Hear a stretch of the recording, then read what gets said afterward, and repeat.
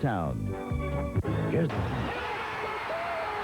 Holy cow! It's over! They've done it! Are you kidding me? To put in a guy off the bench? He hasn't played in 10 minutes.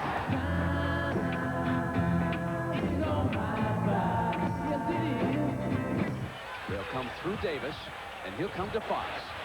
Fox comes down the baseline and hits it. Carolina wins it! Carolina upsets OU!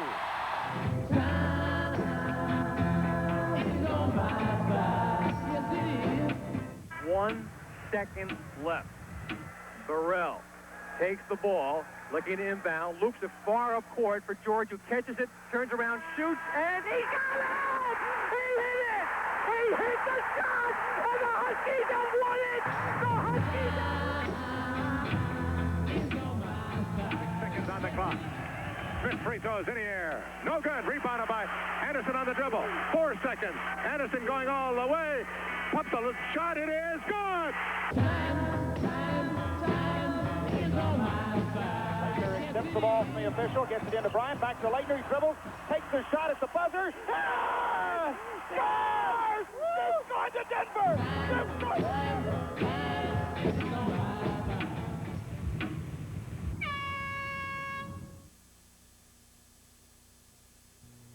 I spent 24 years. Heroes. The big ones from Summers feature his playing days. Now he's the teacher, and his students, like senior forward Willie Burton, have done their homework, and the results are evident. Burton has been the big scorer for the first Minnesota team ever to reach a regional final. His dream is the Final Four. This has always been a dream of mine, get to the Final Four, watching it on TV and the celebration, and watching the teams continue on and strive to compete in college basketball. And at the beginning of the tournament, we said this is it. And this is actually it. Each game from here on out to be our last. But we'll strive for the Final Four. We're only one game.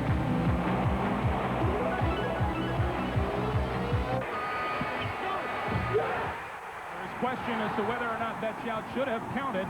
It did. It tied the game, and in overtime, Georgia Tech eliminated Michigan State. I'm joined, as usual, by my partner, Quinn Buckner. A lot of people expected Georgia Tech to reach this stage, but not Minnesota. But you did. You said they'd be here. Well, I thought Minnesota could control the tempo. I thought they'd play hard and do just that. But what they are going to need today is to try to control the tempo, because both clubs want to run, but with a player like Kenny Anderson on Georgia Tech, they got their hands full. Let's take a look at how Georgia Tech got here. Pretty rough road for them after East Tennessee State, a thriller against LSU, and then the overtime victory over Michigan State on Friday. It is the first time they have reached a regional final since they were eliminated by Georgetown in 1985. And in Georgia Tech, you will see 3 talented ball players today. Well, they got what they're calling the lethal weapon 3. Dennis Scott, Ryan Oliver, and Kenny Anderson are 3 outstanding players.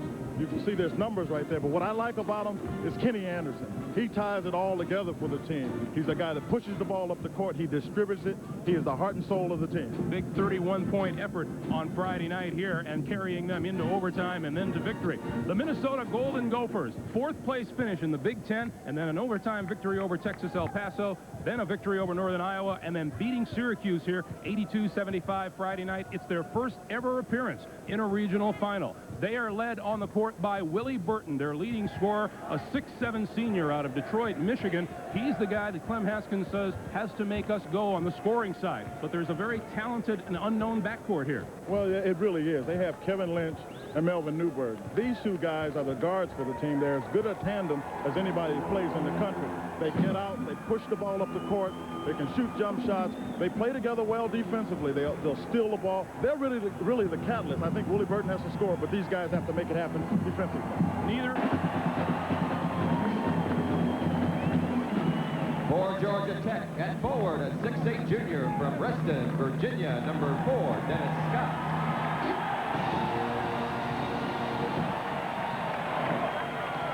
For the Golden Gophers at forward, a 6'6" senior from Aurora, North Carolina, number 33, Richard Coffey. At guard, a 6'2" freshman from Rego Park, New York, number 12, Kenny Anderson. And introducing the head coaches for Minnesota in his 4th season with the Golden Gophers, Clem Haskins. And for Georgia Tech in his 9th season with the Yellow Jackets, Bobby Cremens.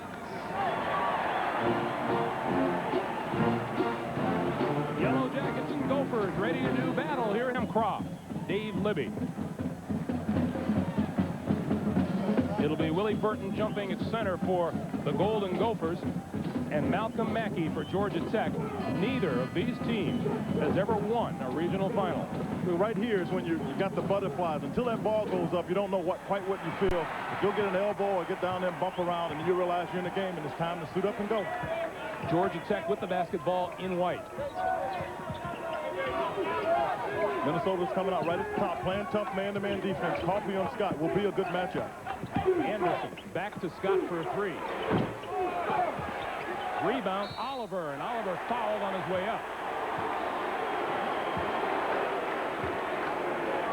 Foul is on Kevin Lynch. Well, one of the ways I would suspect Georgia Tech is going to try to attack Minnesota is to try to get some offensive rebound baskets, some putback. Kevin Lynch has got a good lockup with Brian Oliver. Oliver struggled. Lynch, a smart player, able to play good defense on him. Correction, that foul is on Willie Burton.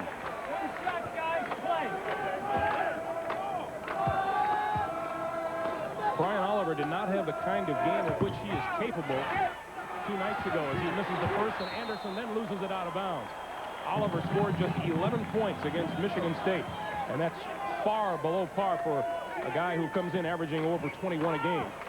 Georgia Tech testing the ball handling ability of Minnesota. Full court pressure right here. Down into the corner to Shikanjansky and back out to Lynch and Burton. And now Melvin Newbern will trigger the offense.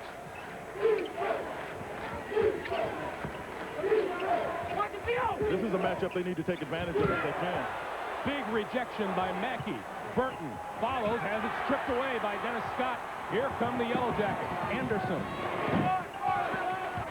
And Burton with the rebound. The matchup I'm talking about is Kenny Anderson is only about 6'2", and he's trying to guard Kevin Lynch, who's about 6'4", and is accustomed to playing inside. So it's a chance to get a bucket, but also Anderson a foul.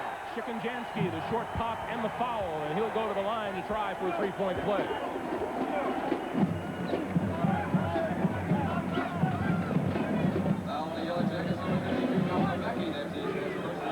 Mackey's first personal. Jim Shikanjansky, a 6'9" senior out of Rockton, Illinois. He didn't play that well the other night, Greg, and I know when you talk to Clem, he wants Shikanjansky to be a force inside. Minnesota with the 2-point lead. And here's Oliver into the lane. And picked off by Richard Coffey, who had a great night against Syracuse the other night. All the way across court, Newbern for three. Coffey there for the rebound. He misses it. Newbern up high, loose ball, and saved before it went out of bounds. Newbern will put it up again. Oh, you can't give anybody that many opportunities. Georgia Tech just standing around. Minnesota coming up with the ball, couldn't get it down.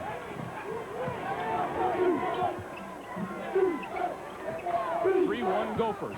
McNeil putting the ball on the floor inside and now goes back on top. Anderson was the quick starter for Georgia Tech Friday night. There's a little jitters right here. Guys not holding on to the ball. When you see them doing that missing wide open shots they normally make. Just a little early jitters. Oliver's drive. Looks like it went off the side of the backboard. And the officials say out of bounds to Georgia Tech. I was hoping somebody blocked it because, boy, he threw that one to the side of the backboard.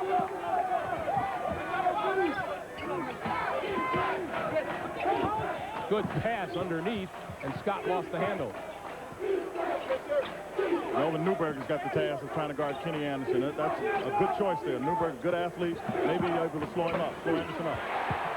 What a move inside by Dennis Scott for the first field goal of the afternoon for Georgia Tech. And we're tied at 3.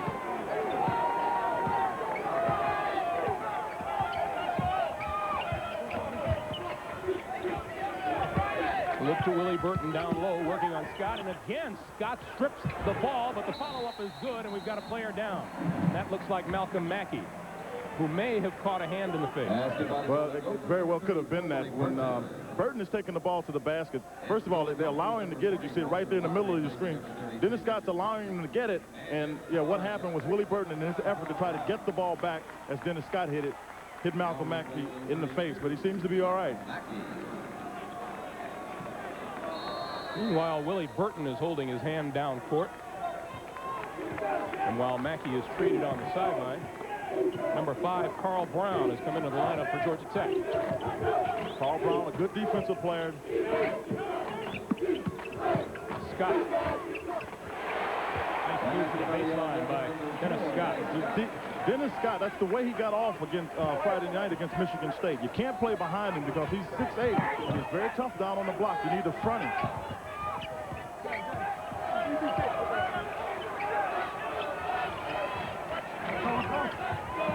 Burton open for the three-pointer. Around and out, tap no good. And Brown has it up the sideline. And after a scramble, Scott has the ball.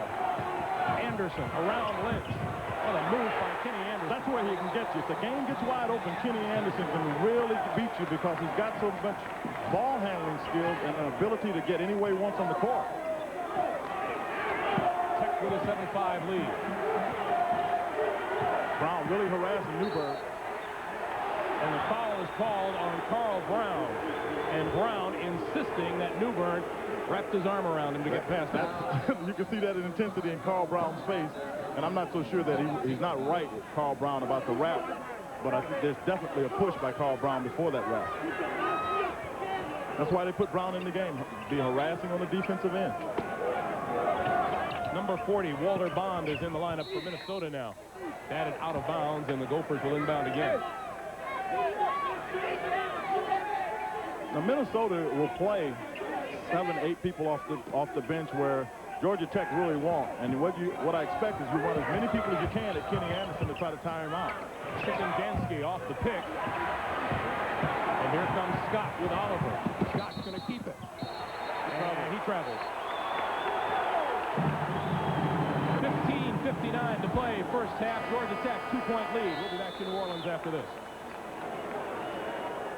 That is just going to bury Georgia Tech if they don't get on the defensive board. Oliver back in a hurry and scores. Big power move. Well, see, that's what they want to do. They'll push it up, but they can't afford to give up the board. Back comes Newbern, and they lost it out of bounds. No, saved by Walter Bond. Lynch, good bounce pass.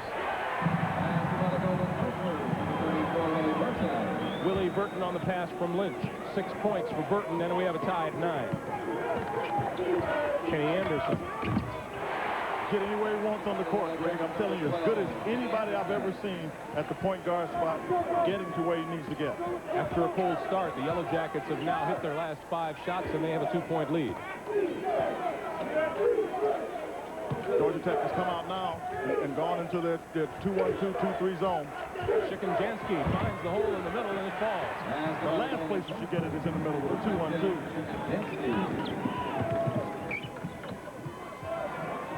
Scott, three-pointer. And Walter Bond has the rebound for Minnesota. Glenn Haskins says the Gophers have to own the boards today. And whether they're really getting it is on the offensive board. I'm not sure that's something that Kim is expected. McNeil made Chicken-Jansky adjust his shot. Here comes Anderson. Got to get back.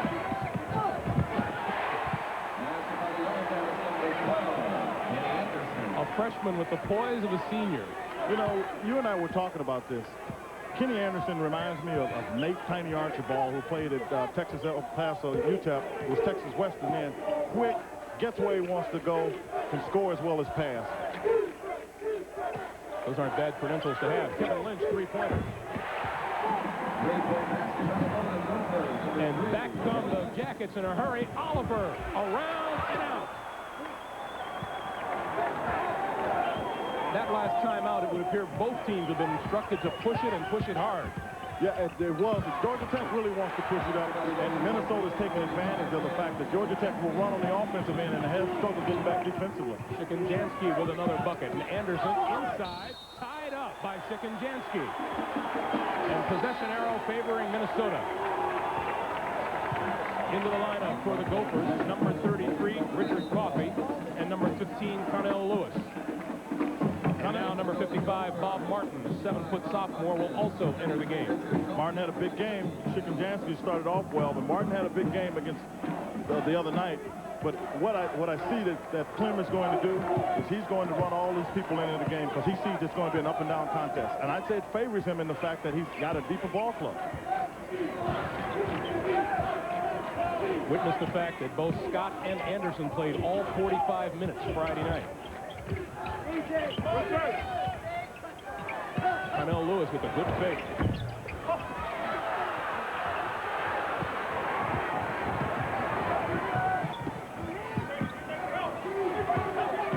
Scott for Anderson. 8 points for Kenny Anderson. And back come the Gophers. Lynch on the drive, and he's fouled by McNeil.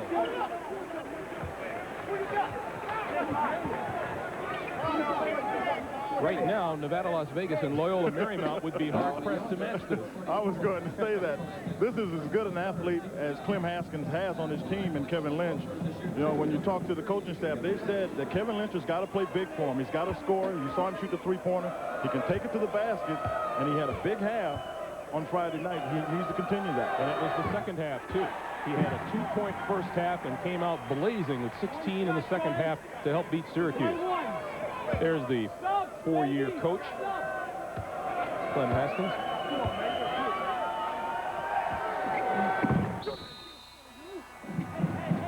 Lynch hits them both, and Melvin Newbern checks back into the lineup for Minnesota. Well, yeah, I was going to say Melvin Newberg just tell his man to come out. They took Kevin Lynch out of the game. Newberg is in it. They're going to try a little full court man-to-man pressure. That's what I would do. I'd try to make Kenny Anderson dribble the ball as much as I can, as far away from the basket to try to wear him out. Connell Lewis is on Anderson now, who just broke free for a shot and it didn't fall. Newbern, good change of direction. Folks, if you haven't seen Melvin Newberg before, he can do those kinds of things, especially in the fast break. Good open court play. Minnesota with its biggest lead now, 20-15, 12-15 to play first half.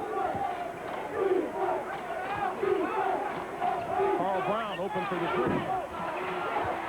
And Lewis has the rebound. Stop him.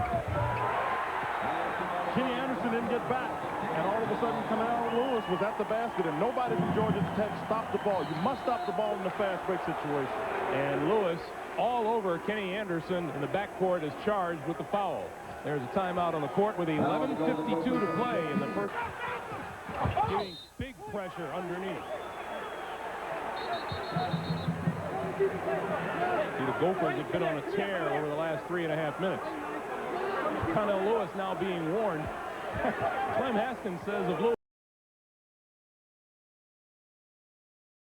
Fast break. Good open court play. Minnesota with its biggest lead now, 20-15, 12-15 to play first half. Carl Brown open for the three. And Lewis has the rebound. Stop him. Kenny Anderson didn't get back. And all of a sudden, Connell Lewis was at the basket, and nobody from Georgia Tech stopped the ball. You must stop the ball in the fast break situation. And Lewis all over Kenny Anderson, and the backcourt is charged with the foul. There's a timeout on the court with 11:52 to play in the first. Getting big pressure underneath. The Gophers have been on a tear over the last 3.5 minutes. Connell Lewis now being warned. Clem Haskins says of Lewis, opposing guards don't phase our guards after they've practiced against Connell. You know, there's some players you want on a team because they can give you something in the game. Connell can do that, but what he really does is harass both Lynch and Newberg all day in practice. So they're used to pressure because Connell Lewis is a valuable player on the team. Well, Kenny Anderson is getting his first rest of the day. Oliver open. Mackey with the rebound, and Carl Brown will start it over. And Dennis Scott will put up a major league three-point from there. 7 for Dennis Scott, who set an ACC record for three-pointers in a season this year with 121 of them. Newbern in the lane. And was lucky to get the ball back. He really was. He got the good head and shoulders fake, had the shot, and missed it. Scott, another three-pointer. And Scott will go to the baseline off the glass too hard, and that's a travel. A couple of Georgia Tech Yellow Jackets fighting for the basketball. See, I'll imagine you'll see Kenny Anderson get back in the game because he is the one player that gets Dennis Scott shots in the floor of the offense, because Dennis' second shot was just something he threw up there. That's why he missed the whole thing. Anderson back in to replace Carl Brown. Under 11 minutes to play in the first half. Greg Gumbel, Quinn Buckner at the Louisiana Superdome, 24-18. Minnesota on top and with the basketball. Georgia Tech back in man-to-man. Newburn inside. Nice move. Didn't get the roll or the bounce. And Mackey has the rebound.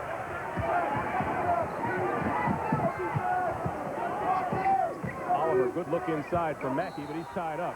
And the foul is going to be called. Just about 10:30 to play. If you're just joining us, welcome to the Superdome in New Orleans. The winner here between Minnesota and Georgia Tech moves on to Denver. Join the Final Four. And right now, Minnesota leads at 24-18. It has been Minnesota that has been taking advantage of the up-tempo pressure thus far. And they also, Greg, have been getting some good defensive effort, but more importantly, they've gotten some offensive rebound baskets, some putbacks.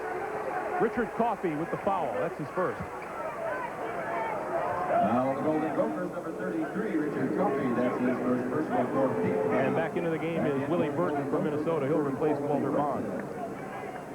At the line for the Yellow Jackets, shooting 2. Here's Brian Oliver. Had a great ACC tournament. Finished as the MVP with 70 points and 15 rebounds and 7 assists. Brian Oliver is one of those kids that originally Brian lived in Chicago, and he moved out of Chicago to go to Georgia, and he probably ended up somewhere in the Midwest, but I'm sure Bobby Crimmins is just tickled to have him down at Georgia Tech. Burton called for the travel.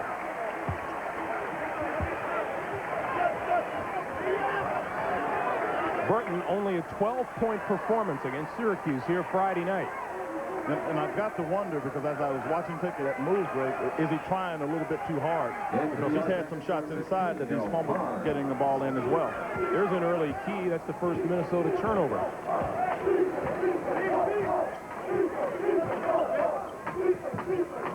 Scott open. And the rebound off to number 15, Darryl Barnes, who is in the game, and the turnover from Georgia Tech.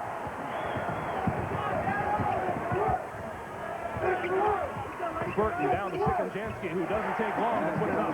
Georgia Tech will play behind you. That's why Willie Burton gets the ball in the paint, and Sikonjansky, they've got to start getting up front. Nice pass from Kenny Anderson to Brian Oliver. Roommate to roommate.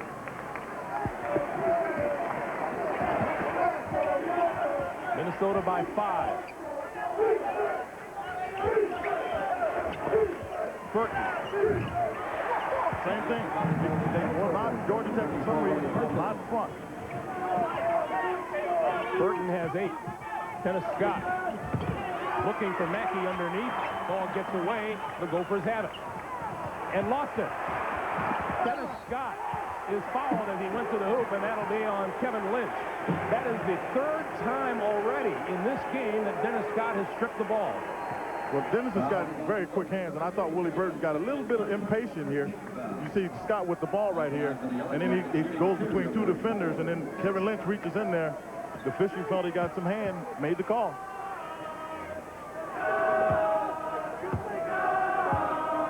Dennis Scott shoots 79% from the line. Substitution into the game for Georgia Tech is Johnny McNeil. Johnny McNeil replacing number 32, Mackey. Getting a lot of bodies in here, going up and down the court, especially for people like Mackey and McNeil and Barnes. That wears the big men out.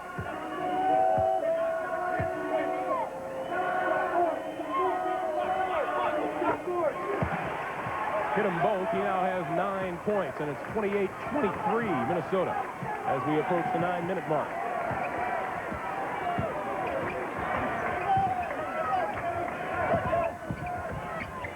Top of the key, Sikonjansky.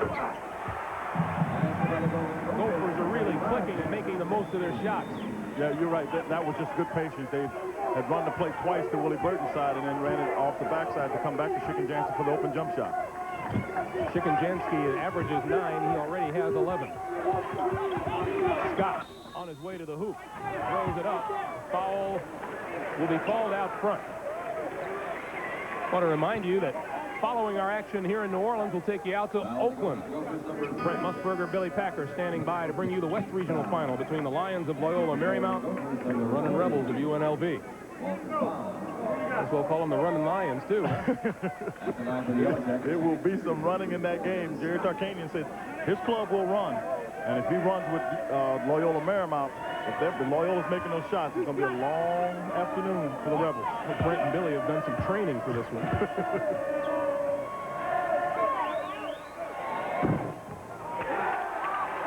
Dennis Scott has his first free throw bounce off the front.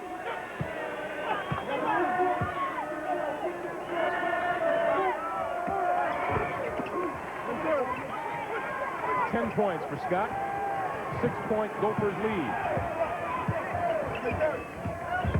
Newbern to the baseline, up and over the rim, and the foul is called. Newbern is deceptively quick. Melvin Newbern is a nice player, and by that I mean he'll surprise people. And I said he reminds me of Ray Williams. He'll lull you to sleep, go left, go right, get the ball up behind his head. That time the defense just fell asleep on him, and he took it to the baseline. Strong got the foul. Had a strong 20-point game in the victory over Syracuse. See, Johnny McNeil with his second personal becomes something significant here if he gets the third one, obviously, because Georgia Tech doesn't have as many big bodies that they can keep running in there, and it almost got them in trouble Friday night. So they've got to be concerned about the inside players getting in foul trouble.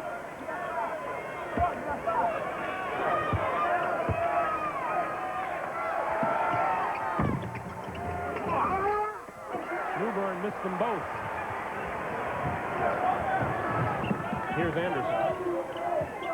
Lighten up, you two guys! Lighten up! Now Carl Brown will look for Anderson again. Here's Scott. They're going to double him. Backed his way in, and that's a charge. They were going to try to double him, and Dennis Scott heard it, and because Richard Coffey hollered, now, and in his anxiousness, Dennis Scott lost his balance and ran into Richard Coffey. Sixth turnover for Georgia Tech.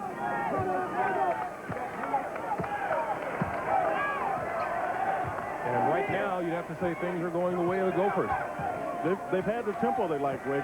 They run smartly, if you will. They'll run only when they have advantage. They won't try to force it up, where Georgia Tech will at times just try to force the action up. Burton for three. Oliver has it. Here come the Jackets. Anderson around his man and nails it. 10 points for Kenny Anderson.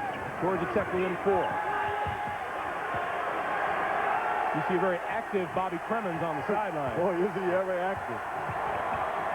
Bond tried to get it down low, taps away. Brown comes up with it. Well, he got that activity over to his players, and that's what he was really saying. Guys, you need to get more activity in the zone defense. McNeil kicks it back outside. Scott. Well, he can hit a shot from anywhere. Quick release, too.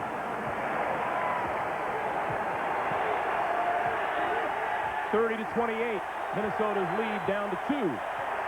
And the Georgia Tech fans have come alive here in New Orleans.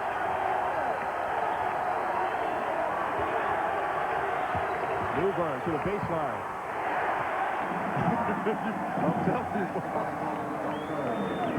Anderson back in a hurry and lost control. And Newbern will push it back 1-on-3.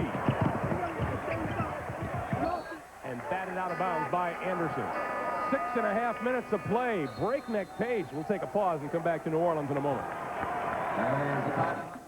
You've been staring out there. What we didn't anticipate as much as Minnesota is usually more of a, they take advantage of breaks, but they don't push it. And they have pushed it once or twice more often than I thought they would.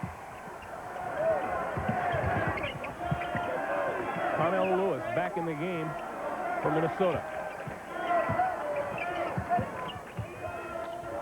They're playing this 1-2-2 zone, and inside they can get it to Shikanjansky anytime they want to. Outside with Willie Burton, they got a 3-point threat. So right now they got it going pretty well inside. Shikanjansky with 13. And the Gophers by 6.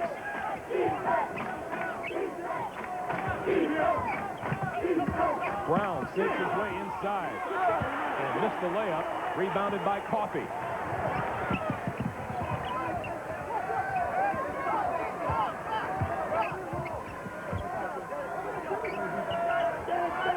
Burton finds himself open. The zone lost him, and I don't know how you lose a Willie Burton. He was standing on the right side of the court. He came back to the left, and nobody from Georgia Tech ever looked at him. Burton has 11 with that 3. It's 37-28, and now the Gophers enjoying their biggest lead, but back comes Anderson on the baseline.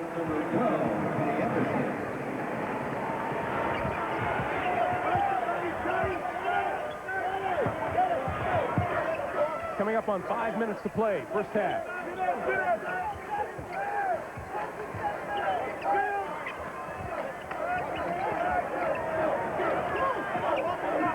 You'll see Minnesota be patient because they figured out they can get good shots. They've gotten them inside, as well as we saw Willie Burton just knock one down outside, so they just need to be patient. Burton. Good move to the basket, rolls around and out, and Coffey with the foul. Richard Coffey's first bucket gives Minnesota the 9-point lead. Got a 5-second call. Take a look at Kenny Anderson. We keep talking about how this young man is quick, Quinn. You maybe don't realize it until you have to try and defend him. Well, this is after a behind-the-back pass, and he gets on the defense so quick, Shikanjansky can't cut him off, and he goes in the trees with the big people still able to get it down. I mean, he does. He gets at you so quickly that you don't have a chance to react. He puts you on your heels. Second time down court after that. He's called for the 5-second call, and here's Minnesota. Bond. Again, Minnesota tough on the offensive board. And that was 2 against 5. I mean, Georgia Tech is just not blocking out. Burton 3. And the Gophers are on fire. 14 for Burton, 12-point lead for the Gophers. Oliver off the baseline, and the follow-up by Carl Brown. Brown sneaking inside from the backside. That time, Minnesota got a little bit of its own medicine. They didn't block out and got the shot taken on them. Here's Burton into the lane. Willie Burton with 16 points now, and again, back down court in a hurry. The block by Burton won't count. That'll call it a goaltend. 3:27 to play. First half, we'll take a break with the Golden Gophers looking golden.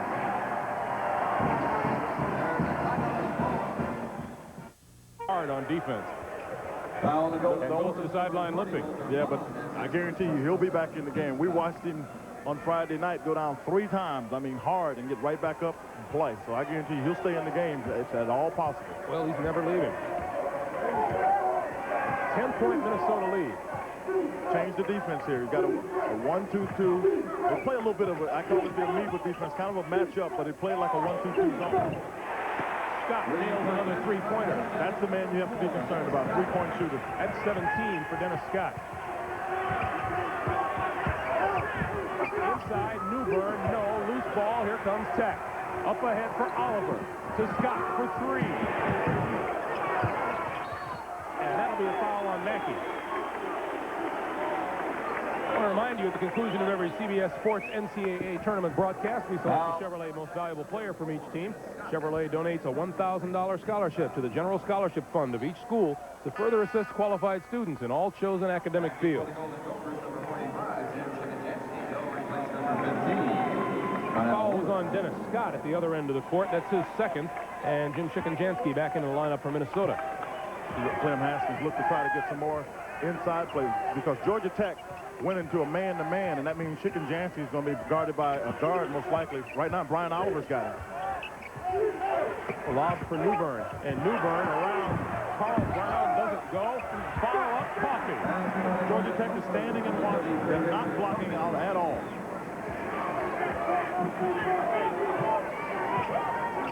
2:10 to play, first half. Here's Anderson to the baseline. Throws it up and draws the foul. And he was nailed. Here's an example right here. Melvin Newberg takes the shot, and you see that Georgia Tech player are standing outside. You see 3 of them out here. Richard Coffey, with a nose for the ball, will come up with it 9 times out of 10 because that's what Richard Coffey's on the floor to do, rebound primarily. Mario Green, number 5, into the lineup for Minnesota, 6'2" junior from Freeport, Bahamas. He comes in, does Mario, to give a break to Melvin Newbern. Having to guard Kenny Anderson is enough for 2 people. So they're going to give him a break.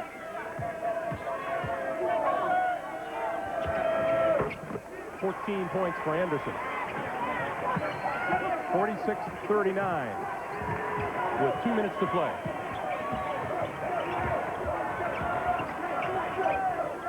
Georgia Tech has tightened up their defense a little bit, Greg. They're starting to be a little more aggressive out on the front. Bond to the baseline, missed everything, 2-on-1, and now Burton joins the fray. Anderson, change of pace. Oh, what a shot. And Mario Green called for the foul, and he doesn't think he's guilty. Well, if you let Kenny Anderson get into an open court game, you're at his mercy because he can stop on the dime as he did that time and then he can take off. I'm sure Clem Haskins would have told his team, if you can come out and pick him up early to make him make a decision, it helps everybody getting back to protect.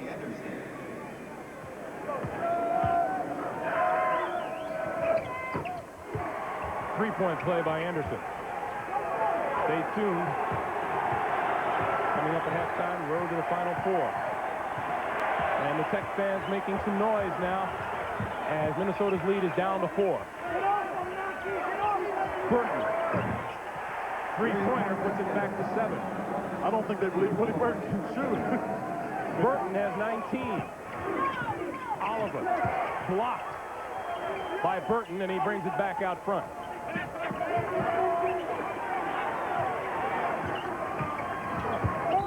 That's an offensive foul on Brown.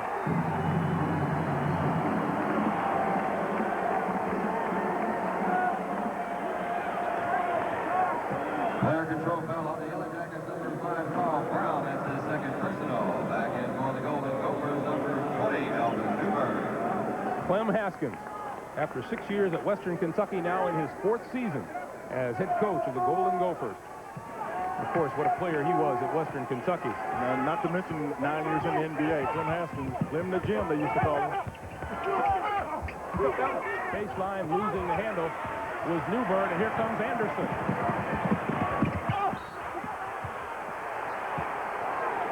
Foul by Burton, and Anderson will make another appearance at the free throw line. You know, Bobby's Crimmins crew is doing a good job pushing the ball up the court, but at the last 2 times I've seen the fast break situation, there hasn't been much defensive transition on the part of Minnesota. They've got to get the guards back because Kenny Anderson is just a handful.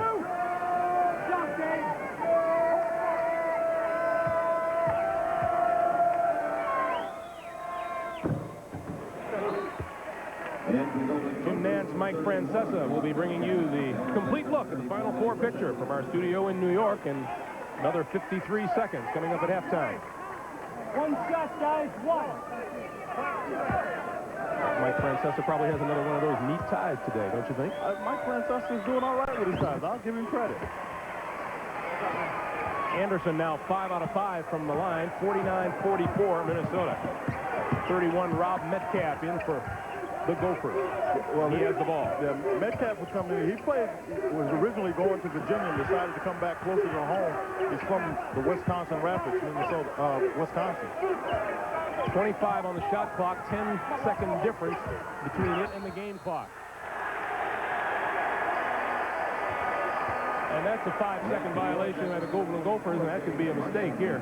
Yeah, you don't want to lose the ball. You know, at this time, you've got the clock in your favor, and that's usually just a mental lapse. It's good defense. That's a mental lapse. You see what Dennis Scott and Kenny Anderson means to the team. 36 out of 44 points. They've been very active. And Georgia Tech now looking for some momentum to go into the locker room.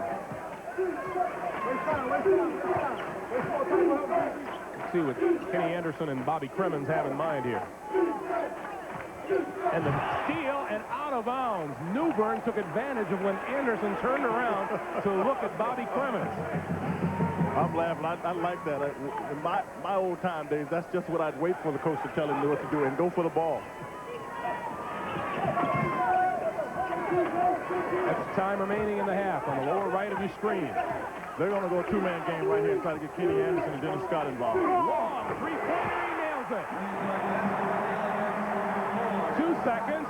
The long throw to the other end is overthrown, and that'll do it for not a bad half of basketball here in New Orleans. That's the end of the first half with the score: Minnesota 49, Georgia Tech 47, and CBS Sports coverage of the end.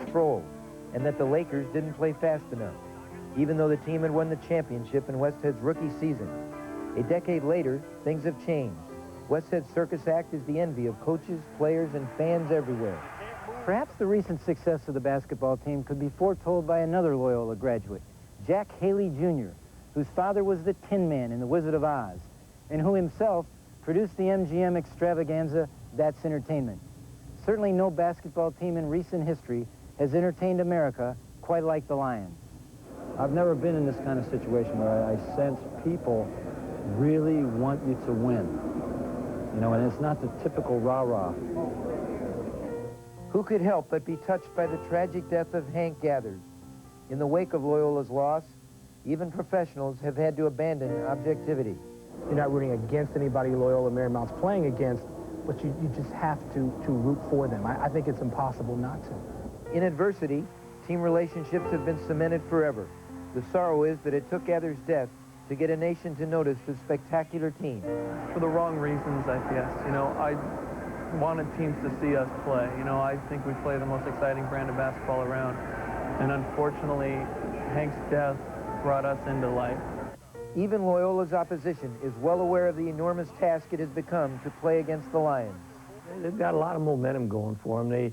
They got a great following now, and I think anybody who watches them play has to really like this team. I mean, they play with so much heart. No question. And Mike, we're joined, of course, here at the half by Leslie Visser and Lynn Elmore. And Lenny, you made a point to me earlier about the intimidation factor, perhaps for some teams in this tournament going against. And when he gets control, not a lot of guys can do this, but the big fella, I think, better work on that one, huh? Dealer today. CBS Sports coverage of the NCAA Basketball Championship Regional Final Game is sponsored by Honda Power Equipment, innovative and dependable lawn mowers, lawn tractors, and riding mowers. Levi's 505 and 506 jeans, and by Mercedes-Benz, engineered like no other car in the world. We're in the Louisiana Superdome in New Orleans, Southeast Regional Championship. Today's winner moves on to Denver as a member of the Final Four. Minnesota leading Georgia Tech 49-47. Frank Gumbel along with Quinn Buckner. And for the Golden Gophers, an amazing shooting percentage in the first half today. They've been doing very well, and they even had a better performance Friday night against Syracuse in the second half. The question is, do these things even out, Quinn? Well, clearly it will even out. They will shoot about 50% on the game. Now, I'm sure when Minnesota went in with Clem Haskins at the halftime, he said, our primary concern is to stay on the glass, but more importantly, we have to get back for defensive transition to stop the fast break. And Georgia Tech, on the other hand, has to become a little more aggressive in their blocking out on the defensive glass to not allow the putbacks by Minnesota. Here we go, Kenny Anderson to Brian Oliver. And back to Anderson.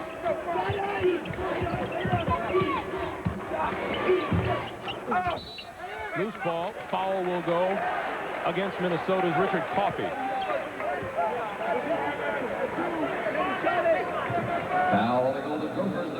That's 2 on Coffey. I wouldn't be surprised to see Georgia Tech try to get Kenny Anderson the ball somewhat secondarily. By that I mean he may not handle it as much because now he gets it off the pass with a pass, dribble, or shoot situation as opposed to always dribbling the basketball.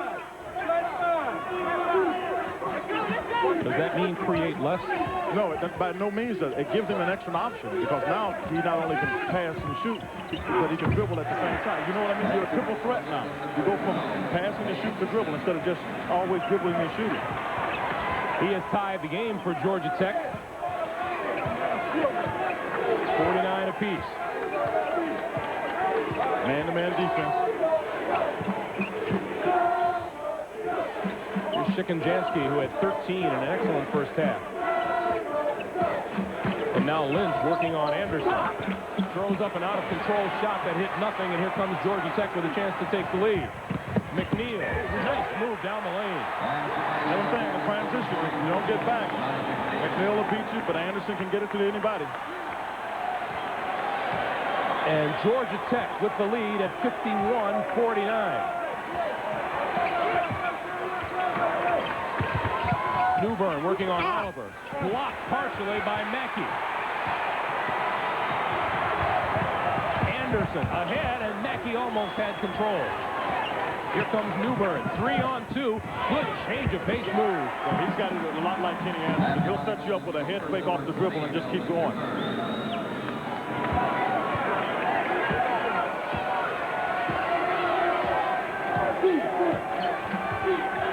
Winner gets a ticket to Denver.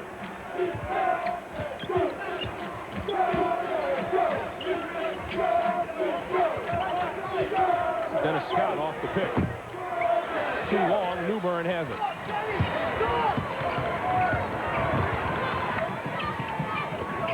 Burton down low, Shikanjansky. Too much, and on the follow, Coffey is fouled, and he'll go to the line. Let's have a look at Melvin Newbern in action. Well, he's coming right at you. Now, watch him act as though he's going to pull up for the shot. And then you see McNeil come at him, and he just changes the speed, goes right to the basket. I mean, those are the kind of things that Melvin Newbern can do, because he could also just pulled up right there and shot the jump shot. So he made the defense commit, then took it to the basket. Carl Brown into the game as Richard Coffey approaches the free throw line. Here's a guy who's 24 years old. Rather, he's not going to go to the free throw line, not in the bonus yet, so they'll inbound the ball. 24 years of age is Richard Coffey. Spent 3 years in the Army between high school and college. And he's as tough as they come. Burton, too hard off the glass. Coffey, follow no, tip no. Gophers all over the board, but the loose ball comes out to Anderson. Crossover dribble. And he'll go to the line.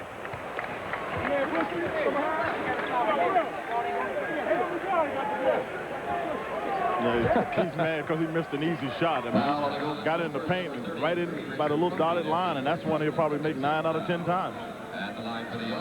Meanwhile, that's 3 on Richard Coffey, and there's a man that the Gophers can ill afford to lose.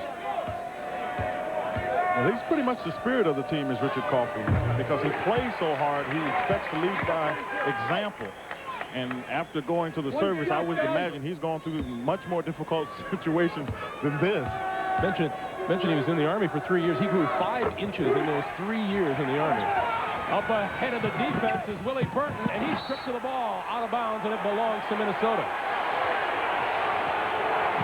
Kenny Anderson and Carl Brown were in hot pursuit, and one of them had the quick hands and knocked it out of bounds. Well, I know Bobby Crimmins is glad to see that, because if I'm in the game and my man gets away, I'm the first one to try to get back. Coffey doing hard work, and the basket doesn't go, but Lynch will go to the free throw line. Saw the effort of Coffey that got the ball back from Minnesota. He'll go on the floor for it. Just really tough player. Brian Oliver commits his first personal. There's Coffey. And Kevin Lynch will shoot. The intensity level for both teams seems to have picked up since the halftime, and I would suggest that in the locker room that both Bobby Crimmins and Clem Haskett made it be known, fellas, we got 20 minutes before one of us has to go home. Kevin Lynch, a 78% free throw shooter, missed the first.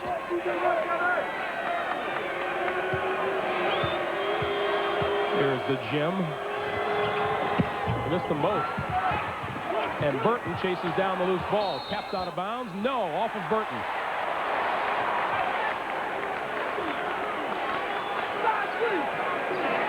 Been telling you what Minnesota's been doing on the offensive boards. There's proof positive. Well, they've gotten 3 here at the top of the second half, Greg, but they're not putting them back in. They're a little too anxious. I think you get surprised when you get offensive rebounds. Dennis Scott for 3. 23 for Scott. And 4 3-pointers today. Newbern into the lane. Beautiful shot by Melvin Newbern as the Gophers come right back. But you don't want to start that against Georgia Tech, taking it off the dribble, because now the rest of Minnesota start to look at you, and Georgia Tech can help out because nobody else is moving on the offensive end. Oliver guarded by Lynch. Into the paint with a good fake. And he'll shoot two.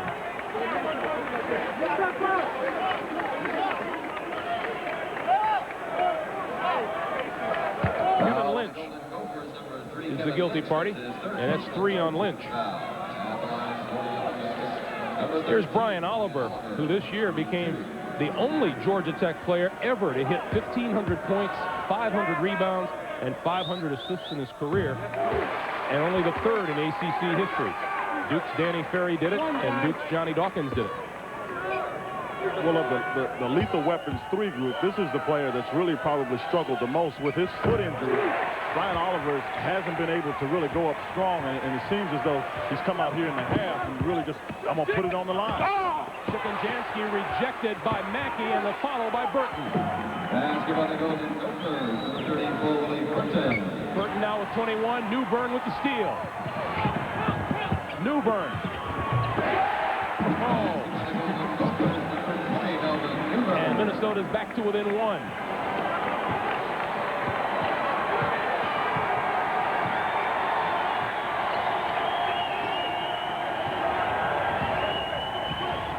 Now the Minnesota fans get into the noise.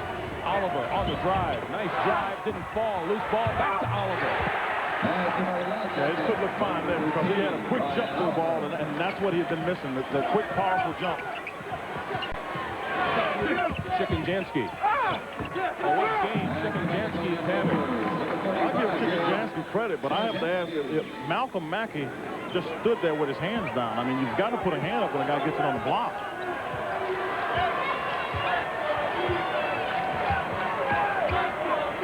Chicken-Jansky goes 6'9", Mackey goes 6'10". Here's Dennis Scott. He's feeling it. Coffey almost had him tied up. Here's Carl Brown. Plenty of time on the shot clock, 25. And the foul out front, Newbern. And with that, we'll take time on the court here in the Superdome. 14:56 to play, second half. Tech leads it by 1. There's a timeout on the floor.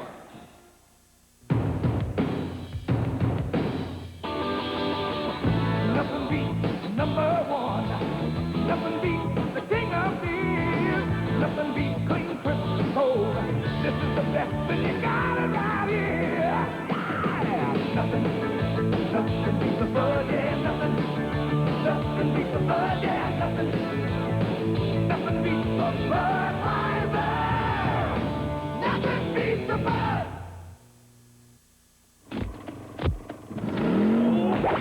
For millions of Americans, mowing the lawn can be a real chore. Fortunately, Honda's created the new hydrostatic transmission lawnmower. The first mower that lets you choose whatever speed you need smoothly, no matter what you're cutting around. Look into the new hydrostatic transmission lawnmowers at your Honda dealer. They let you mow without the stop and go.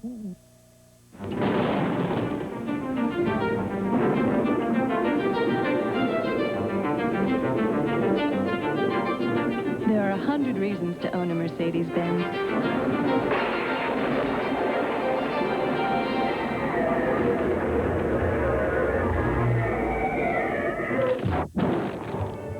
For John and me, it keeps coming down to just 2.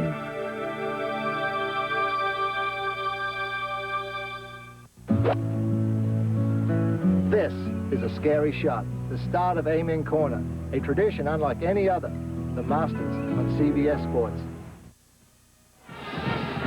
In overtime yesterday, Christian Leitner's shot at the buzzer enabled Duke to eliminate Connecticut, win the East Final in the Midwest in Dallas, Arkansas, over Texas by 3. So Duke and Arkansas have earned a ticket to the Final Four. Here, with 14:56 to play in the second half, Georgia Tech leads Minnesota 60-59. The winner here will also move on to Denver, and the winner of the game to follow, that'll be Nevada-Las Vegas against Loyola Marymount from Oakland, California. Brent and Billy will bring that one to you as soon as we finish up here in New Orleans. Well, we've got coming in here out of timeout. Minnesota has gone out of their man-to-man until a matchup zone. They'll try to keep a man on the ball so nobody's standing shooting wide open jump shots. Mackey all the way over. Good move by Scott to get open, but he missed the shot. Loose ball. Newbern has it. All the way down court. Tipped by Scott. Willie Burton. Scott fell asleep. He took the shot and just didn't get back. Almost got his hand on the ball. Good job by Burton to come up with it. 23 for Burton, who hit a career-high 36 in the game against Northern Iowa. And Oliver is fouled by Newbern.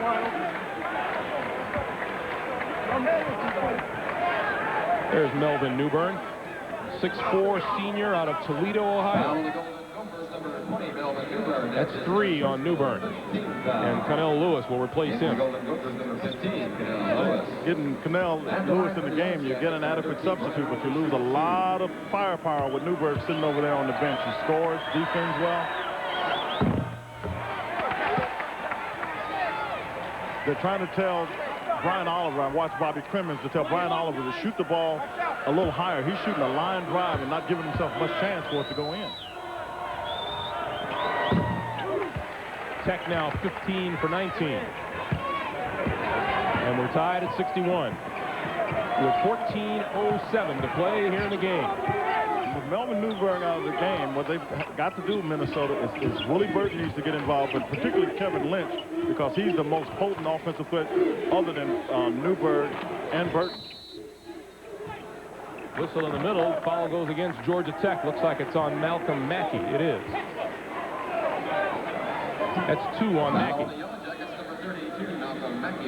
And at 6'10", 245, and a freshman, he figures to continue to grow and be around Georgia Tech for a while. Burton. Oh, Willie Burton, so aggressive on offense. Pushing down court. Connell Lewis with the steal and a fine pass to Lynch.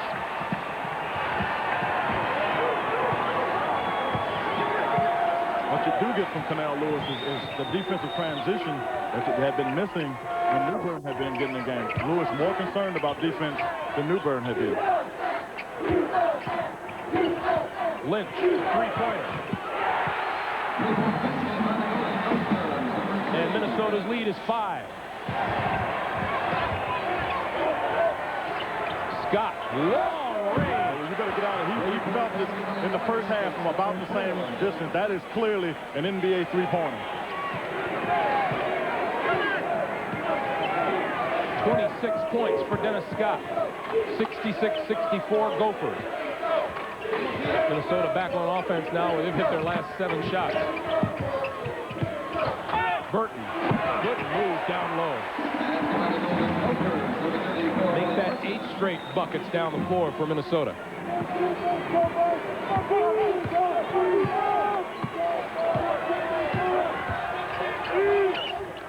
This is a mismatch that favors Georgia Tech.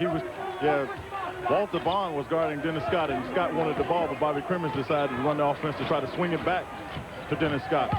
Anderson, baseline, tried the pass, and Kevin Lynch snaked in, but tapped it out of bounds. Kevin, have a look at Willie Burton down low. Well, Willie Burton gets the ball here. Now, Dennis Scott tries to get him, but Willie does a good job doing a drop step, which means drop step toward the baseline, and Dennis Scott, being an offensive player, really didn't want to foul, but it was a good move by Burton. Richard Coffey into the game, and there's Jim Shikenjansky taking a seat on the Minnesota bench. This is a quicker lineup, but it's much smaller than Minnesota is accustomed to playing with. Oliver fakes the 3, takes the 2. 13 for Oliver. Georgia Tech having trouble inside. They're going to probably try to make sure they keep the ball outside, play a little 2-3 zone. Bond swings it to Lewis for 3. And Lynch on the rebound. Good bounce pass to Coffey, and he hits the deck. We'll take time. 11:44 to play. Second half. Minnesota leading it by 2. There's a timeout on the floor. Look out tomorrow. If you're considering a new car, consider that this legendary American car company has outsold every brand of import for the past 6 years. The reason? Americans have always preferred distinctive, exciting, technically advanced automobiles. And the car company? Pontiac, of course.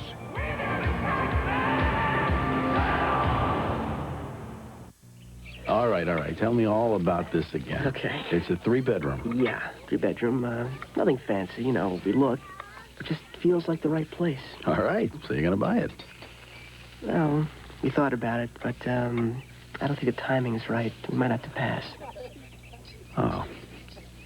You know, if you need help with this, I'm here. You know, I'll always be here. I know, Dad. Mass Mutual. We help you keep your promises. What's your first priority? Miss Crowley. Well, I'm assuming there's product in the pipeline, so... Assuming, Miss Crowley. Unfortunately, assuming doesn't feed the bulldog. The top business schools prepare you for every eventuality you will ever encounter in the business world, except one, business travel. We've got that one covered. United. Come fly the friendly skies. How can Miss Crowley's 3-person sales force stay on top of her far-flung enterprise?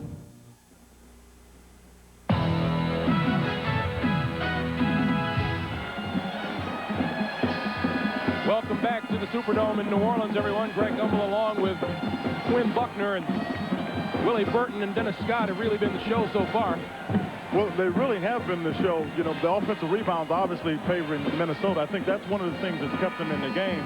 And even though you see Dennis Scott with 26 points, the thing that you have to say is that Kenny Anderson still has pushed the ball up, been able to get it to Scott, so he doesn't have to take the shot off the dribble.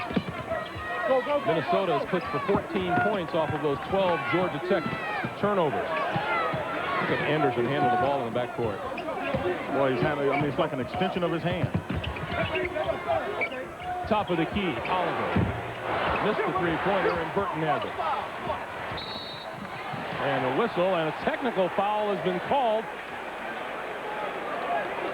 Willie Burton turned around to the official. After having grabbed the ball, Dennis Scott reached in. Willie Burton said to the official very loudly, call the foul. And the official felt that that was much too much at this time. And I'm sure what Clem Haskins is saying to Willie is, look, this is an emotional game, but you've got to control them. Put your energies into the game. Don't take it out on the official. This is Dennis Scott.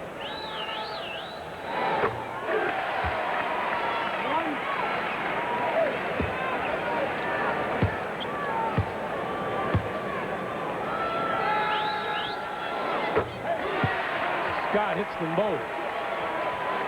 We have 11 minutes, 25 seconds to play here in the second half.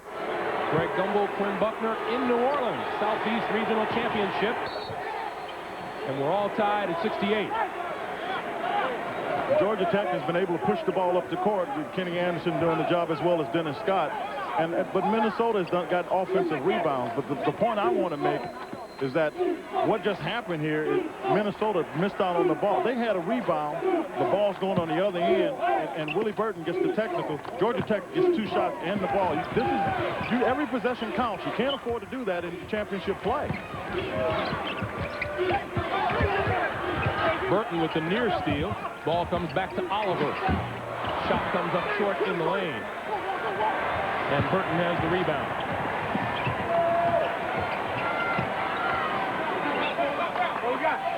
Minnesota with Coffey, Burton, Lynch, Lewis, and Bond on the floor. And Melvin Newbern about ready to check back in. And I'll tell you why, Greg, as Clem Haskins looked at it, he noticed his team was not in sync. You see, that jump shot is not, you don't need that shot. Willie Burton just took.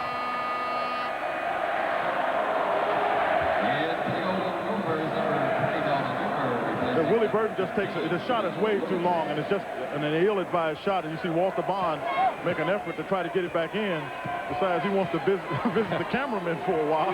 Well, the shot did get all net. Yeah, but the wrong side. That was the outside. Dennis Scott being hounded by Burton works his way in, and he'll go to the line to shoot 2. Foul is on Bond.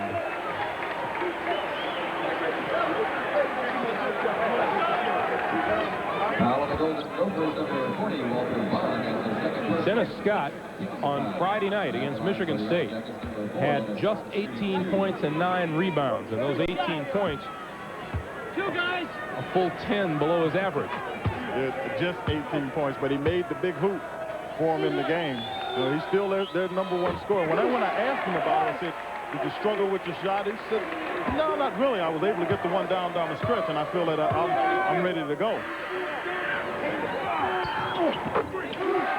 30 points today, I'd say so. 70-68, Georgia Tech. Under 10.5 to play. Burton double teamed and kicks it back out to Lynch. Newbern for 3. You can see it from here. It had that shooter's touch on it. Go up there with a little roll, come back. 15 for Newbern, 71-70, Minnesota in the lead.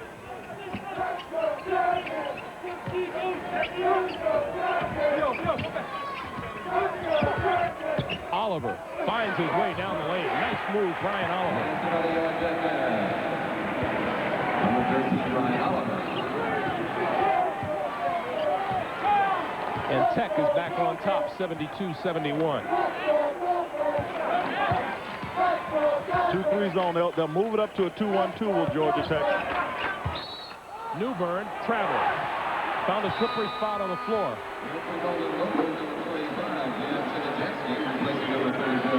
And Jim Shikenjansky back into the lineup for Minnesota as Burton takes a seat on the bench. Burton sits down with 27 points. Shikenjansky's playing well on the inside. He's got to pick up some of that play, try to expose McNeil to some fouls. Scott, 3-pointer. That's the same play they ran at the end of the half. And McNeil has been called for a foul underneath. The basket will count. And McNeil commits the foul, fighting for the position. And McNeil gets the foul, but what we saw with Dennis Scott and Kenny Anderson, what they were doing, we're talking about that play, and Dennis Scott is basically telling, I feel it. Anytime you get me the ball, I can put it in the basket. With the 3-pointer, Georgia Tech opens up a 4-point lead.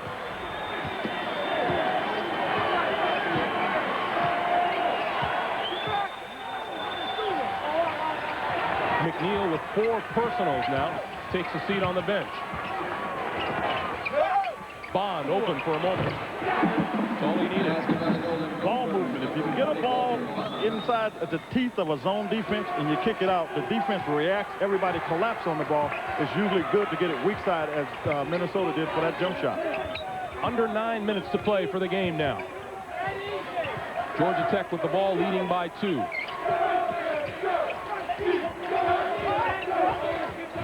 Kenny Anderson calling for the ball. Shot comes up short, and Lynch has the rebound. Anderson wanted the ball much sooner than he got it. Yeah, and you're right. And what that does is it gets you out of your rhythm, and Kenny basically forced the shot. Bond for 3. That one's short. Hits the rim and goes over the basket. And here comes Anderson. Got in the middle.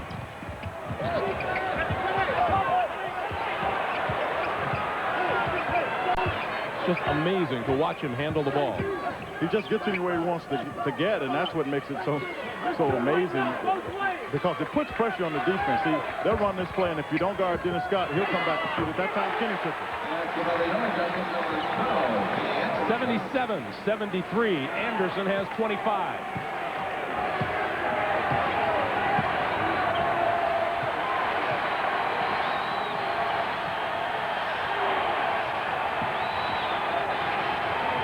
Georgia Tech in their man-to-man. Coffee to the baseline. Lost control, and Brown doesn't get a chance to save it. While he pays a visit to the visitors on the far side, we'll take a timeout. Did you know the cost of 2 business calls from these Chicago art galleries to Minneapolis at 3 p.m. may surprise you? Great piece. It's one of a kind. With AT&T Pro Watts, for this 3-minute business call, you can get AT&T quality for prices that are extremely competitive. Even though the other company would like you to believe, they always save you lots of money. That's my big savings? That's it. Big deal. Value. Another AT&T advantage. If you've got yourself a car, and you've got yourself a house, you could be on your way to some very nice savings. Because with Allstate Homeowners Insurance and an excellent driving record, you could save up to 15% on your auto insurance. And 15% could mean big money for all the important little things. What a day. The Allstate Auto Advantage, another reason. A member of the Sears Financial Network. If you're considering an Accord or Camry, consider Car and Driver magazine's report on the Mitsubishi Galant after a special 30,000-mile test. They called it an ideal car for a deep and meaningful long-term relationship, adding that over 30,000 miles, not a single thing went wrong with the Galant. That's right, nothing. Nothing went wrong. How many long-term relationships can you say that about? Now you could save up to $1,000 with factory-to-dealer incentives. They're every girl's dream and every man's fantasy. Your temptation. A world premiere movie, The Laker Girls, coming Tuesday, April 3rd. Back at the Superdome in New Orleans, Greg Gumbel, Quinn Buckner, 7:33 to play in the game. Georgia Tech leading by 4. And following this game, we'll take you out to the Oakland Coliseum for the West Regional Final between Loyola Marymount and Nevada, Las Vegas. That's one of those games, Greg, you get everything you want to have in between before the game. Because there's no time to walk out when Nevada, Las Vegas, and LMU meet. The action's going to be much too fast. Bobby Crimmins engineering Georgia Tech's 3rd appearance in the Final 8. They lost in '85 to Georgetown. They lost in 1960 to eventual national champion Ohio State. The '85 team might have been his best when he had Sally and Price. That was a good club for him. Burton back into the lineup. Tap up and in by Shikinjansky. 17 for him. And it's a 2-point game. 1-3-1. This is more of a trapping defense here, and they got Kevin Lynch on the ball, and then they'll flatten it out until like a 3-2, trying to keep people at the ball.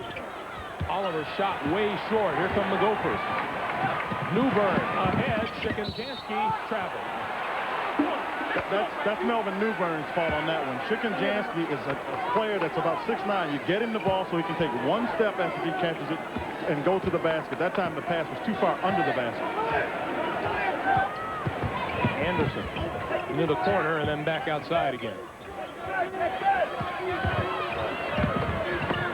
Oliver's pass inside, stolen by Newburn. Here comes Minnesota again. Kevin Lynch will stop. Newburn's quickness gets the ball to Lynch. That's the guard combination we talked about. We've got Dennis Scott down on the side over here, and he seems to be in a little bit of pain. And we'll stop for a moment just to see how Dennis Scott is doing. He says he's all right. When you're on a roll like Dennis Scott, you'll find a way to get back in there. Let's take a look and see if we can figure out how it happened. On the right side of your screen, you see he and Shikinjansky get tangled up here, and then he stumbles. It looked like he just twisted his ankle a little bit, but he's still in the game, so he's obviously all right. The question is about the 45-second clock, how much time had gone off, because the ball was clearly in bounds. And the shot clock now being run down to just 43. Tied at 77. Minnesota shooting 54% from the floor. Georgia Tech 52. This 1-3-1 is a good defense when you want to keep the ball and trap at it out of it occasionally. Like Kenny Anderson's hard to trap, but this one place where you can keep an eye on Dennis Scott. Scott. Oh, what a shot. Think the foot's all right?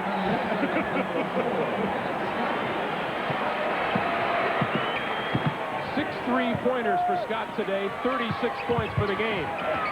Lynch trying to dish it off. Tipped out of bounds. Dennis Scott telling Brian Oliver that he made a great defensive play. Team defense-wise, it really was. Get over and help out. Otherwise, Shikinjansky's got a basket. Newburn into the lane. That's a tough shot. Coffey has the loose basketball.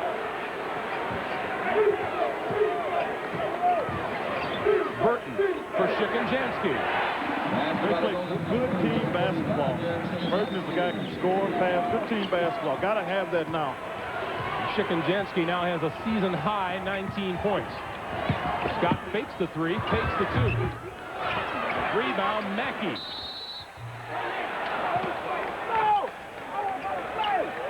And the foul looks to be on Richard Coffey, who is about to plead his case and say, I was out of the play. In vain. And that's 4 on Coffey.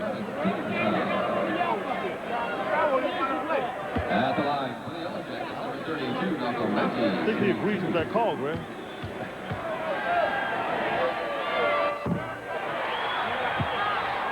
Mackey misses the first. Johnny McNeil off the Georgia Tech bench to replace Carl Brown. Got a bigger lineup in here now. Carl Brown is doing a good job putting the perimeter pressure on, but what Bobby Crimmins wants to make sure it doesn't happen on the other end, offensive end, that there are not any offensive rebounds from Minnesota. Mackey misses them both. He is still scoreless for the day, although he has 6 rebounds, and Georgia Tech's lead remains at 1 with 5:20 to play. Burton to the baseline, found an opening. Went to the left hand and put Minnesota up 1.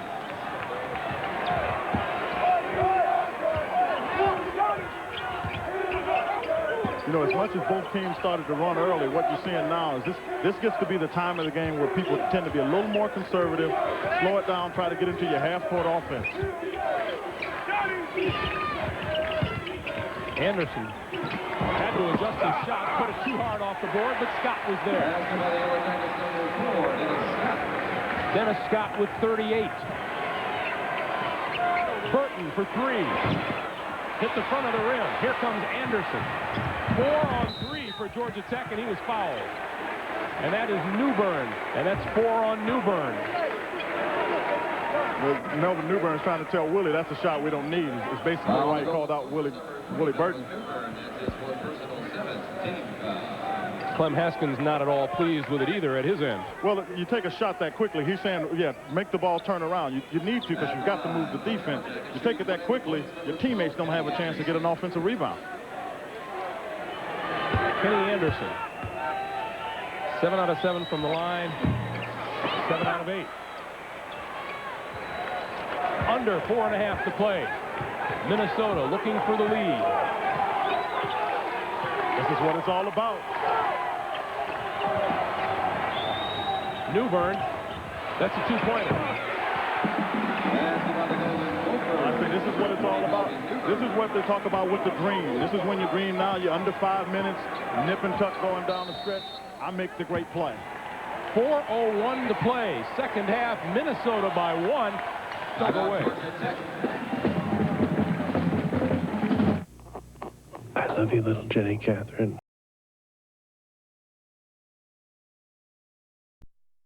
Back in the Superdome, Greg Gumbel, Quinn Buckner, Minnesota leading Georgia Tech by 1, 83-82. And we have seen yet another outstanding performance by Kenny Anderson of the Georgia Tech Yellow Jackets. I guess the question remains, can he play the game, Quinn? He answers the question every time. And if you notice, with the exception of this game right now, still playing, his numbers have increased. So when it gets on the line, Kenny Anderson stands up to play. Dennis Scott has had a huge game today for Georgia Tech with 38 points. Brian Oliver fouled as he took it to the hoop, and he'll go to the line. That's one way to get a score like Oliver, if you will, off the snide. He's really struggled with his offense, and Crimmins told him, all right, what you need to do, Brian, is if you get a chance, take the ball to the basket, score from the foul line if you have to. Foul number 2 on Shikenjansky. And Oliver is 5 of 8 from the line today. 6 out of 9 now. Coffey and Newbern, 4 fouls apiece for Minnesota. 4 for McNeil of Georgia Tech. And Georgia Tech takes the lead. 84-83 as we approach 3:45 to play for the game. Carl Brown is like your worst nightmare on defense. He's all over. There's a steal by Scott. And throws it up as Burton dives and fouls him. And let's check Dennis Scott to see if he's okay. He looks to be.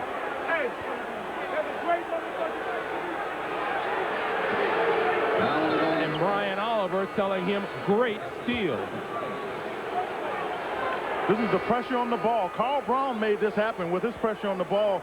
Dennis Scott recognizing that pressure, comes out, makes the steal, and Willie Burton, in his effort to try to get the ball back, knocked Dennis Scott down. Scott hit the pillar, but he's up. He's going to shoot his foul shot. But it was a good defensive effort by Carl Brown. And a pretty good move for a guy who goes 6'8", 230 pounds, Dennis Scott. You know, he really doesn't look that big. He's thick, so he doesn't look that big, but he's very, very agile. But I tell you what, he's got big-time range. I mean, he's got it from downtown behind the three-point line. That's a 40-point game for Dennis Scott. And Tech's lead is 3 as we approach 3.5 minutes. And the foul out front goes against Carl Brown. That's 3 on Brown. Yeah, but more importantly, they're not in the penalty. So, yeah, it's a foul, but they haven't given it up yet, and I think that's the good part about it for Bobby Crimmins.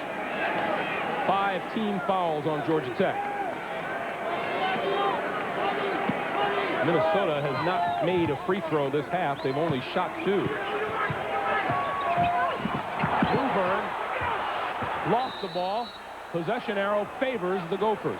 Carl Brown is causing Minnesota to just lose themselves offensively. He's working hard. That time he was in good defensive position. Official made no call, which was the right call, and they almost got a turnover.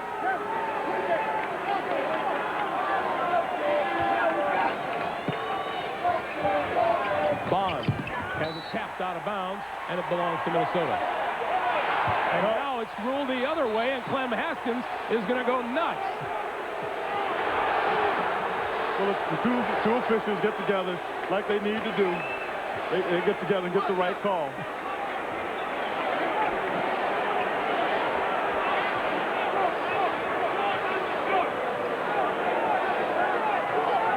Clem was about to have a gem. Here's Lynch. Puts it up and fouled. So Lynch will go to the line. Kenny Anderson, the guilty party. And Bobby Crimmins says, yeah, he traveled. Well, Bobby's trying to, like the coach, trying to get everything he can out of it. At the line for the Golden Gophers, number 3, Kevin Lynch, shooting 2. Lynch with 10 points today and 2 out of 4 from the line. Richard Coffey back into the lineup. It's the time of the game. You get your players on the court now, and Coffey's been rebounding. You've got to get him out there. Time for Lynch to step forward as well. 86-84. And Clem doing a little cheerleading. Well, he wants this team to take on pretty much his personality. Clem is a very intense person, and Lynch is one of the guys who used to get on for not showing some intensity. Lynch chases it down, but then the throwaway. And Scott picks it off.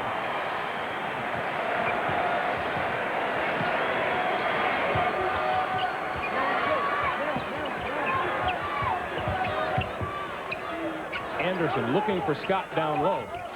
And Bond all over him. Anderson for 3. Got to get out there. Everybody became so concerned about Scott. They lose Kenny Anderson. They left Kenny Anderson open. 28 for Anderson. 5-point lead for Georgia Tech with 2:45 to play. And a timeout for Minnesota.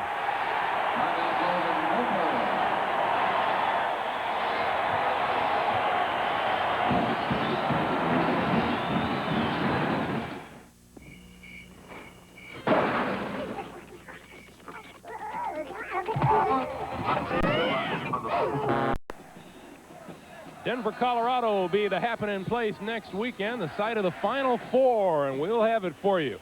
McNichols Arena in Denver is where the winner of this game will move along to, and I kind of think they know it. Carolyn Crimmins, Bobby Crimmins' wife in the yellow jacket, and Yvette Haskins, Clem Haskins' wife, with vested interest in this game. Georgia Tech with its largest lead of the day. 5 points, 2:40 to play in the game. They've gotten a lot of their lead has come from Carl Brown has just put so much defensive pressure on Minnesota that they are just out of rhythm on the offensive end. Burton, a long three-pointer. And Bond has the ball back, lost it, Burton regains. But again, they're not in a rhythm. Burton again, and he nails this one. I mean, he makes it, but if he doesn't, Clem Haskins is just going to get to him because they're just taking the ball, catching it, and shooting.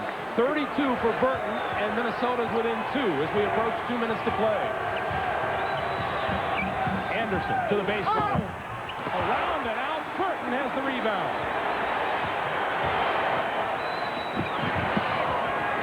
Lynch thought about taking it in, and he'll bring it back out.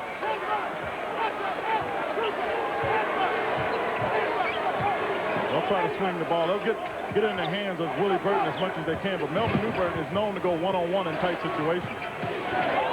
Burton looking for his shot. Lynch to the other side, off the glass, no. Rebound down to Brian Oliver. It's not desperation time here for Minnesota. All they have to do is stay here and play good defense. They don't need to foul. 2-point game as we approach a minute 20. Yeah, this is the thing to do. Georgia Tech is going to hold it out. They've got people like Kenny Anderson that can go one-on-one, as well as the man with the ball, Dennis Scott. Still plenty of time left, 15 seconds on the shot clock. And 1 minute exactly. Oliver down the lane. That is an offensive foul on Brian Oliver. The Tech bench wants the basket to count. It will not. Will not count. To get the ball as far out as Brian Oliver did, you've got to know somebody's going to come over and step in, take the charge. That time it was Richard Coffey. Oliver should have pulled up and just taken a little shot. He had even enough time to just bring it back out and start the offense again. Tech with a 2-point lead. Minnesota calls timeout. 54 seconds to play. We'll be back.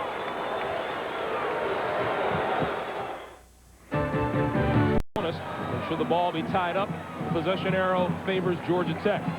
Last couple of times down court, Minnesota has not shown very much patience on offense.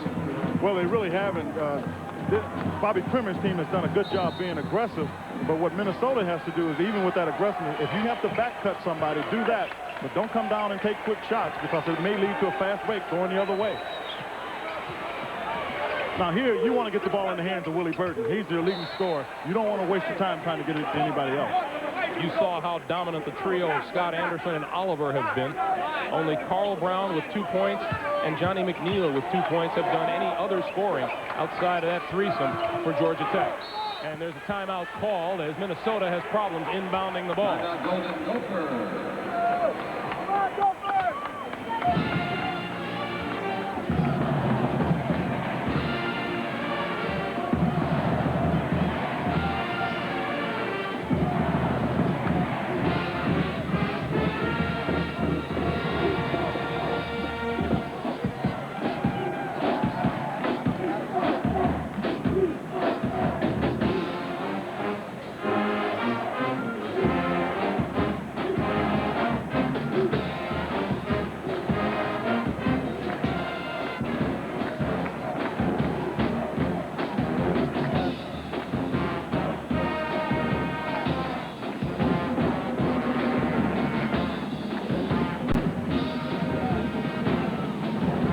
44 seconds remain here in the Superdome in New Orleans.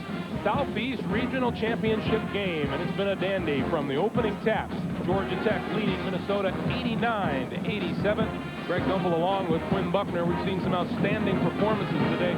Willie Burton for Minnesota. Dennis Scott, a big scoring game still. Kenny Anderson, the freshman for Georgia Tech, showing that he is going to be a big-time player for a long time. Well, I think that is definitely the case that Kenny Anderson played well, but Brian Oliver's struggling, still able to get into the scoring. But what we saw was, as a rule, Kenny Anderson had the tempo pretty much where he likes to have it. He moved it up when he felt the team was running. They were turning the ball over. He wisely started bringing it back out. Then Dennis Scott got hot. And once you got a player like Scott getting hot, Anderson handling the ball, that gives Georgia Tech a great duo, as well as Oliver getting hot on his side. I recall seeing one national publication prior to the tournament that said Kenny Anderson is too young to have very much impact. Well, clearly that's not the case. He reminds me of, when I said Nate Archibald, he reminds me of Nate at about 24 and 25 years old. This young man, obviously only 19 years old, he's got great savvy. Newburn. The shot clock for Minnesota is at 25. Kevin Lynch to the baseline and is fouled. Oliver, chasing him all the way around the pick, fouled him and will send Lynch to the line to shoot 2. What Lynch had been having is that for a while Kenny Anderson had been guarding him. By the time he got over there, Brian Oliver got there. But Lynch has become a competitor. He is the one player that when you talk to the coaching staff prior to the game, that they felt had to have a big game for Minnesota to win it. You saw the numbers there. Should Georgia Tech win this game, they may feel they won it at the line. Lynch is a 78% free throw shooter. He is 3 out of 7 today.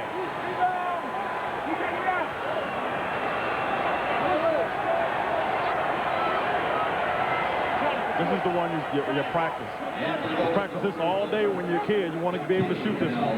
Because if you miss it, you play good, solid defense. But with Kenny Anderson on the other side, you've got a ball handler that will make you fouling and has been known to make some tough shots. And to that end, defensively, Connell Lewis has replaced Walter Bond on the floor for Minnesota.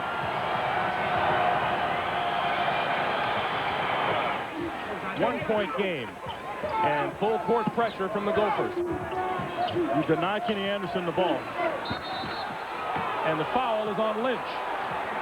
Look for the charging foul from Oliver, and instead draws the blocking foul. Foul on the Golden Gophers, number 3, Kevin Lynch. That's his 4th personal. Let's take another look. At the line for the other you get yourself in trouble anytime you get in the corner and there's a trap. Now, the official felt there was some contact made, and Kevin Lynch must have initiated that contact for him to make that call. He was reaching for the ball with the right hand, and here is Brian Oliver, 7 of 10 from the line today, and 17 points.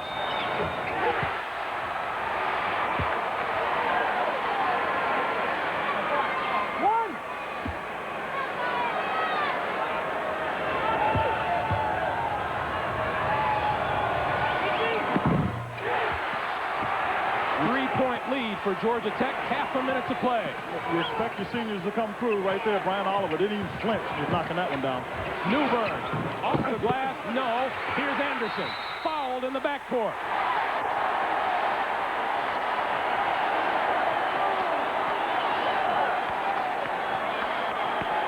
Foul on the Golden Gophers, number 40, Walter Bond. That's his 3rd personal. Well, if you're wondering why Clem Haskins didn't take a timeout, first of all, he doesn't have many to spare. He wanted to keep it. The other thing is you like to push the ball up so the defense doesn't get set. With a player like Melvin Newburn, he's got the capabilities of getting in there, making the same shot. He obviously missed it, but that's why the timeout was not taken.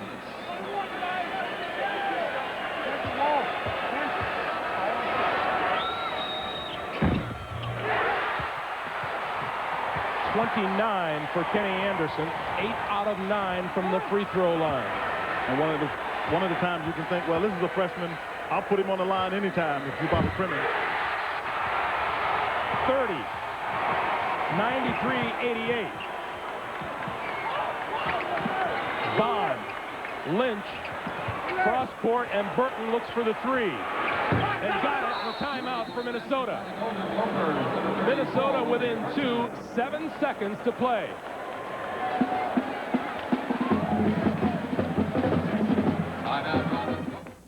Gillette announces a razor. 7 seconds to Denver. 93-91, Georgia Tech in the lead. Minnesota out of timeouts, and Georgia Tech has the basketball and the possession arrow in its favor. Clem Haskins will want his players to commit a foul here. They will try to keep the ball from Kenny Anderson. I'd funnel the ball to Carl Brown. He's not a good foul shooter, and what they've done is Georgia Tech ran him out. Anderson with the ball and the foul by Connell Lewis. And 1 second runs off the clock. Bobby Trim is looking for everything he can get, trying to get an intentional foul. Now the Golden Gophers, number 15, Connell Lewis. That's his 2nd personal. Anderson, a 73% free throw shooter. Well, obviously Brown is the person to foul, but Kenny Anderson is so quick, it's difficult to keep him from the ball. And what I would have probably liked to see him done is try to force the ball away from Anderson or just force it to Brown. They ran Brown out, so Anderson was left.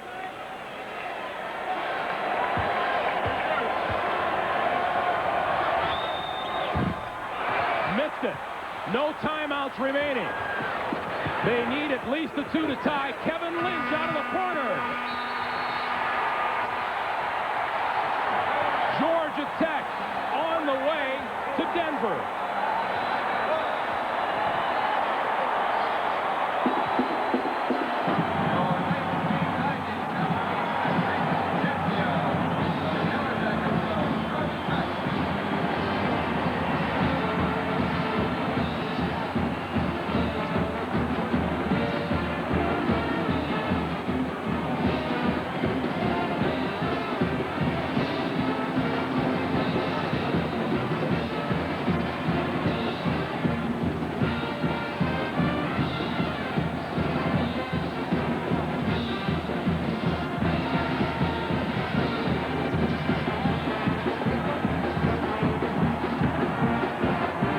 Georgia Tech needed big defense here. Kevin Lynch skirting the defense. A three-pointer would win it here.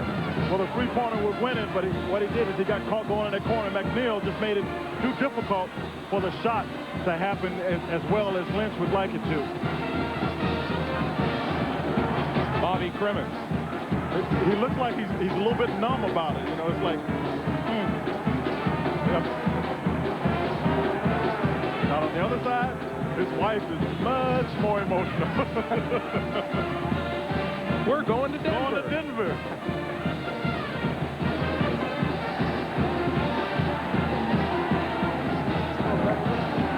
You could say they're happy campers. Dennis Scott just 18 points in 45 minutes Friday night. Comes up with 40 today as Georgia Tech advances to the Final Four.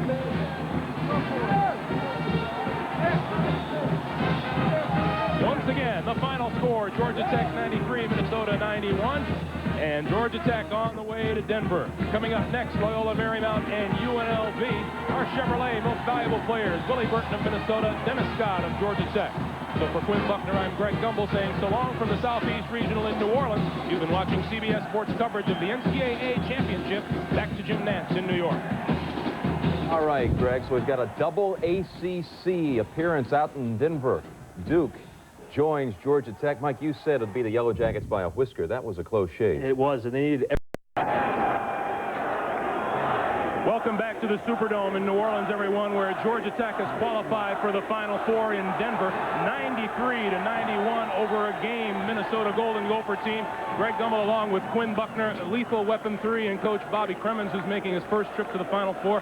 How's it feel? It feels good. I got my father's good luck charm right here, Joe. It was a great basketball game. Minnesota's a very physical team, but these guys hung in there. Dennis was shooting Brian with the bad ankle. Kenny gave us a big three, but Dennis Scott was sensational. Great basketball game.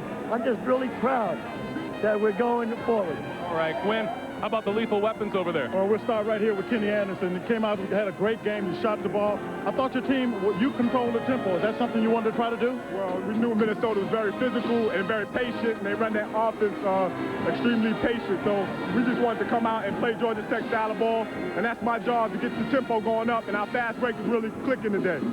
Congratulations. I want to holler here at Dennis Scott. Dennis, you had 40, you had 18 the other night, but you got it going here today. First of all, I thank God, thank my mom, my brother. I see y'all in Denver.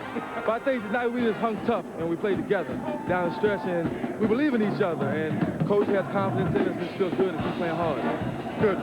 You couldn't get your jumper going, but you seemed to take the ball to the basket, Brian. It looked pretty good. Well, you know, my ankle being aggravated, this tournament, I've been limiting some of the things I've been able to do. And I was just trying to go and help these guys here. I was able to get some good moves to the hole, and fortunate enough we were able to do it. This threesome is definitely lethal. Got it back to you, Greg. All right, Quinn. Congratulations, gentlemen. Have fun in Denver. That's it for now from the Louisiana Superdome, where Georgia Tech has won it 93-91. Let's take it back to New York.